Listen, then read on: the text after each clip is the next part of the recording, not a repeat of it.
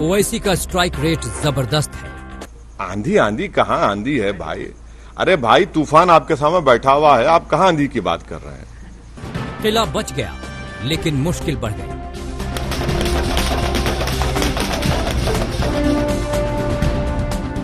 समझो इशारा, भाईजान है किंग मेकर। ओवैसी के सियासी कद और सियासी वजूद की व्याख्या समझने के लिए हैदराबाद का निकाय चुनाव काफी है। सिर्फ 51 सीटों पर ही चुनाव लड़ा, लेकिन ओवैसी का स्ट्राइक रेट वोटरों पर उनकी मजबूत पकड़ का सबसे बड़ा सबूत है। 51 सीटों पर चुनाव लड़ा, 44 सीटों पर जीत मिली, स्ट्राइक रेट 86% से ज्यादा। केसीआर गो हमारे अपोजिट पार्टी के हैं, मगर एक बात मानना पड़ेगा, एक रीजनल फेस है और वो रीजनल फेस आज भी इम्पोर्टेंट है, कल भी इम्पोर्टेंट रहेगा। और थोड़ा सा अगर वो लोग जो भी उनके चीजें सही करना है कर लेंगे तो he still a very important and I am sure कि केसीआर जो है वो बीजेपी के ऊपर बहुत बड़े भारी पड़ेंगे आने वाले वक्त में। बिहार विधानसभा में धमाकेदार प्रदर्शन के ठीक बाद ओवैसी ने अपनी राजनीतिक प्लान का ऐलान करते हुए बंगाल तक अपने पैर जमाने की बात कही थी। लेकिन बंगाल में बड़े कड़े इम्तिहान से पहले ओवैसी को हैदराबाद चुनाव में अपनी ताकत दिखानी थी, क्योंकि हैदराबाद ही ओवैसी और उनकी पार्टी से शून्य से अब तक के सफर का गवाह रहा है।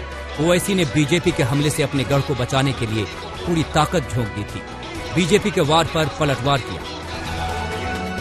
51 सीटों पर चुनाव लड़ा और 44 सीटों पर जीत मिली। बीजेपी के जबरदस्त प्रचार के बावजूद ओवैसी को कोई नुकसान नहीं हुआ। चुनावी नतीजों की व्याख्या खुद ओवैसी ने प्रेस कॉन्फ्रेंस करके बताई। इसी में ओवैसी ने आगे का रोड मैप भी बताया कि हमारा ये कांस्टेंट अवाम के दरमियान में रहना, उनसे मुलाकात करना, अवाम को दस्तयाब रहना, या जिसको अंग्रेजी में कहते हैं एक्सेसिबल रहना, वो भी हमारी कामयाबी में एक बहुत बड़ा रोल अदा किया। इशारे इशारे में ओवैसी ने सिग्नल दे दिया कि केसीआर के साथ गठबंधन का रास्ता खुला हुआ है, यानी किंग मेकर ओवैसी ही है। यकीनन बीजेपी जीती है और ये अवाम का फैसला है, और हमारी कोशिश ये होगी कि हम जमहूरी तरीके से बीजेपी से मुकाबला करेंगे। और हमको पूरा यकीन है कि इनकी बढ़ते हुए कामयाबी के कदम को इंशाअल्लाह ताला हैदराबाद की अवाम, बल्कि पूरे तेलंगाना की अवाम इसको रोकेगी। हैदराबाद चुनाव के परिणाम के बाद ओवैसी ने आगे की पूरी रणनीति समझाई। जिस भाग्यनगर के भरोसे बीजेपी हैदराबाद में अपना भाग्य खोज रही थी, उसी भाग्यनगर के दांव पर ओवैसी ने योगी को सीधा जवाब दिया था। टीआरएस अभी भी तेलंगाना में रूलिंग पार्टी के साथ साथ एक फॉर्मिडेबल पॉलिटिकल पार्टी है, और एक तेलंगाना की जो रीजनल सेंटिमेंट है वो उसको रिप्रेजेंट करती है। एक तरफ लोकल चुनाव में बीजेपी का वोकल प्रचार था, तो दूसरी तरफ ओवैसी के सामने प्रतिष्ठा बचाने का सवाल था। ओवैसी ने रणनीति बनाई, फोकस होकर पूरा चुनाव लड़ा, हिंदू दलित उम्मीदवार उतारे, मुस्लिम वोट को एकजुट रखा, भड़काऊ प्रचार से परहेज किया, डोर टू डोर जाकर प्रचार किया, भाग्यनगर को चुनावी मुद्दा बनाया। ओवैसी ने मुस्लिम बाहुल्य सीटों पर पूरा फोकस किया। चुनावी रैलियों में, चुनावी कैंपेन में ओवैसी स्थानीय मुद्दे से भाषण शुरू करते और मोदी पर खत्म करते।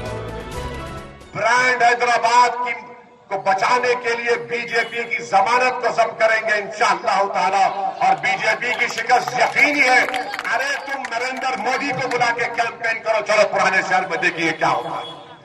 बुलाओ वजीर आजम को, बुलाओ और कैंपेन कराओ, बताएंगे तुमको ये क्यों बुला रहे हैं लोगों को। बुलाओ, तुम्हारा असल जो चेहरा है, बुलाओ मोदी को बुलाकर मुकाबला कराओ, लगाओ मोदी की मीटिंग, देख लो कितनी सीट तुम जीतते यहां पर।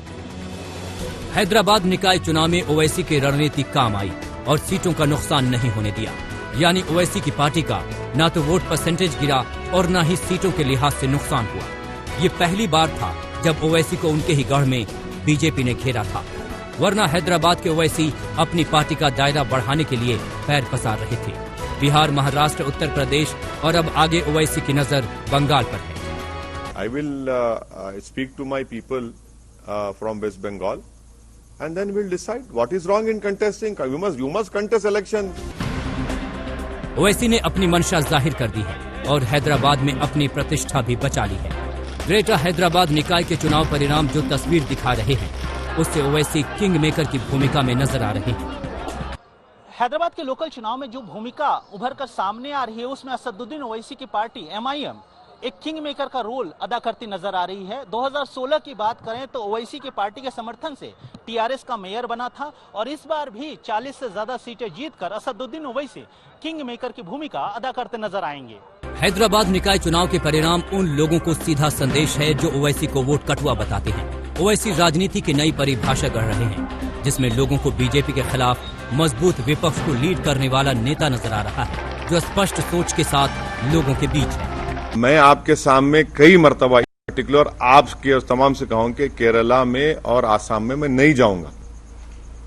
ये मेरा एक डिसीजन है और हम उसके पाबंद हैं।